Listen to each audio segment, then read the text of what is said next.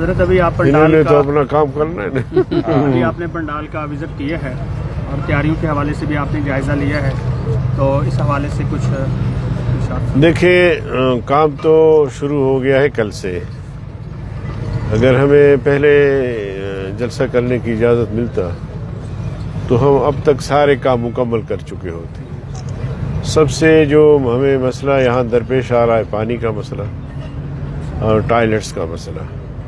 لاکھوں لوگ ہوں گے، ان کے لیے باتھ رومز کا ہونا اشد ضروری ہے، تو اس کے لیے بھی ہم آج ہی سے آغاز کریں گے۔ کتنا کر سکیں گے یہ ہے مشکلات، اور اس وقت آپ دیکھ رہے ہیں کہ مسلم لیگ نون کے قائدین بھی ہمارے ساتھ کھڑے ہیں، ہمارے اپنے کارکن ہیں، سارے مستعد ہیں اور منتظر ہیں آزادی مارچ کا۔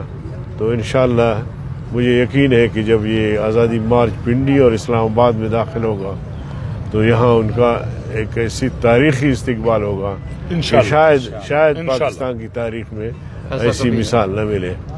اب جگہ جو ہمیں بتایا جا رہا ہے کہ 60 ایکڑ ہے، 70 ایکڑ ہے، 100 ایکڑ ہے، تیار ہو گئی ہے، مگر میرے خیال میں یہ جگہ کم ہے، جگہ کم ہے۔ ظاہر ہے پھر دیکھتے ہیں کہ قافلہ جب پہنچتا ہے پھر اس تناسب سے ہم ذرا آگے ان سے اور زمین لے لیں گے۔ نہیں 150 ایکڑ کی آج ہم نے ڈی سی صاحب سے دوبارہ بات کی ہے جی۔